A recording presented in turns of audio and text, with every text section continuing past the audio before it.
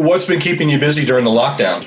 Right before the lockdown, my own band, Alex Dugdale's Fade Quintet, we went into the recording studio at Avast and laid down some tracks for my first album. And then the lockdown happened. So since then, I have been working towards the mixing and mastering of that project. Hopefully it'll be ready to come out in 2021, early 2021, I'm hoping. But more updates on that. I've been writing a lot, writing a lot of music, not out of, any kind of like emotional despair or sensitivity, just as a way to keep my mind active. And that has also come through listening a lot.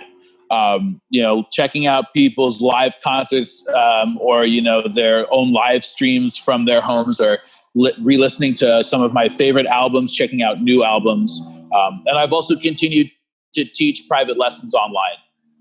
What's the most surprising new material that you've discovered? The newest things that I've discovered were actually older things. I dug deep into Eddie Harris's later catalog, and a lot of his soul stuff, and then that led me to like some Nina Simone that I had never heard of, and then that kind of put me on like a hip hop trap hop phase. Keto and Friend, or Keto the Friend, and artists like that have really started to creep their way into my Spotify a bit, and it's been really cool listening to these funkier, soulful, maybe older when they came out, but still just as relevant, and how they've influenced a lot of current R&B and hip hop artists. So you said you have you're working on mastering a CD for release next year. Who's on there? Who are the other players? Yeah, absolutely. So the other members of the quintet are John Hanson on the piano, and then Max Holmberg on the drums, Greg Feingold on the bass, and Cole Schuster on the guitar. So it's like the 200 trio plus John Hanson plus me. Can you talk a little bit about how your tap dancing informs your approach to time and rhythm when you're playing the saxophone? Yeah, absolutely.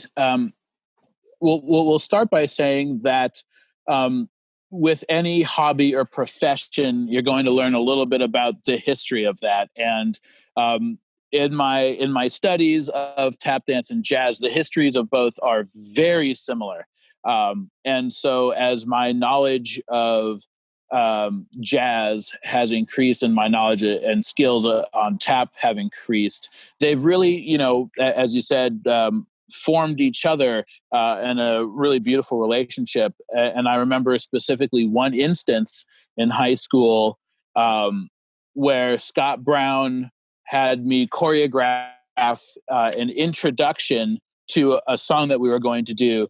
And he said, or maybe it was an adjudicator, but they said, you think about this like a horn player. If you were going to sing your rhythms, like what would they be? Right. And so, I'm always thinking about, singing my rhythms. If I were going to take like a really cool, foot solo, if I could like tap dance my pitches, if I could put pitches to all the rhythms I did with my feet, what would those be? How would those line up harmonically? And then also on the saxophone, what are some really cool rhythmic things that I know as a dancer or a percussionist, and how I can line that up, how those rhythms line up. And then I just, put different pitches to it. So they are very much one in the same. I can say that throughout my studies, one of the comments I've always gotten is that my time is very good.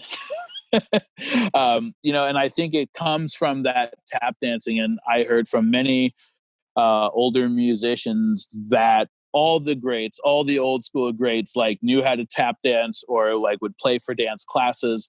So, the two are very connected. And it's just a lot of listening and singing. Singing along to tap dances and dancing along to Charlie Parker and things like that.